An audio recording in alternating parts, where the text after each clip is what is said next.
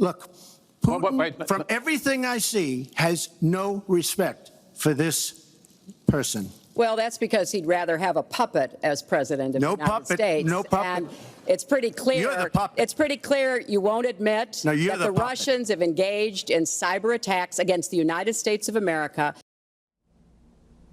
And that was one of the many contentious moments between Donald Trump and Hillary Clinton during their final presidential debate in 2016. That showdown was also moderated by Fox News' Chris Wallace.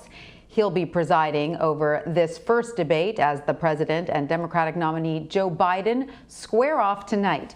The debate will take place in Cleveland with a limited audience due to the coronavirus. Topics are expected to range from the pandemic and the economy to the George Floyd protests and election integrity.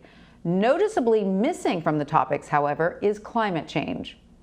Brett O'Donnell joins me now. He's president of O'Donnell and Associates, a strategic communications firm.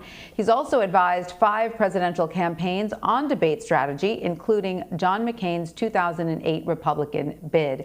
Brett, welcome. Great to have you with us. Great to be with you. So, Brett, what adjustments does the president need to make from his 2016 debate strategy with Hillary Clinton?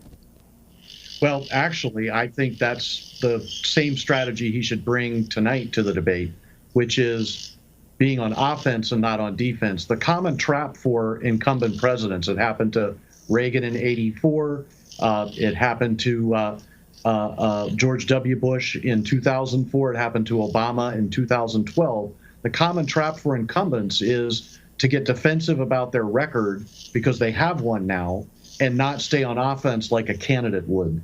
The president would be well served to remain on offense in these debates because I think that has the potential to get Biden off of his game. And Brett, the president has repeatedly downplayed Joe Biden's ability to handle a debate. Here's an example from Sunday. Let's listen. I watched him with some of when he was with, debating Pocahontas and Harris, who treated him so badly. But I watched him, and he was out of it, right? And then I watched him against Bernie Sanders, and he was okay. I mean, he wasn't great, but he wasn't terrible. He was okay. So, Brett, what do you think of the strategy? Is the president inadvertently giving Biden a gift by lowering expectations? Well, I think it can cut both ways. I mean, when we were working with George W. Bush, going into the Kerry debates, we said that John Kerry was the greatest debater since Cicero. So usually you want to upplay expectations so that the candidate can't ever meet them. But in this instance, I think they're trying to highlight the fact that Biden is prone to gaffes, that he says things that are wrong. And so I think the president is trying to highlight those things so that if Biden does make a mistake in the debate, it will be magnified. The danger of that strategy is if Biden just has an okay night, doesn't make any mistakes, but isn't spectacular, he's going to pass that test. And I think that the media will report, well, he must have won the debate. So what advice would you give Joe Biden? Should he come out of the gates on the attack tonight, knowing that the president almost certainly will against him? Absolutely. Joe Biden's probably one of his better debates was against Paul Ryan back in 2012. He had Paul Ryan on the ropes almost the entire debate. And that was where, anytime Paul Ryan said something that was wrong, he'd call it malarkey. He constantly was on the offense. I think if he's going to have a good night, he'll have to stay on offense and not get on defense. Remember, this debate is between the ultimate disruptor against the consummate career politician. And so Biden's got a 47-year record in public life to defend as well. If the president can put him on defense, then that keeps Biden from being on offense. So both have to remain on offense. Joe Biden wants to make this a referendum on Donald Trump. Donald Trump wants to make this a choice election between him and Joe Biden. The way to do that is for both of them to stay on offense.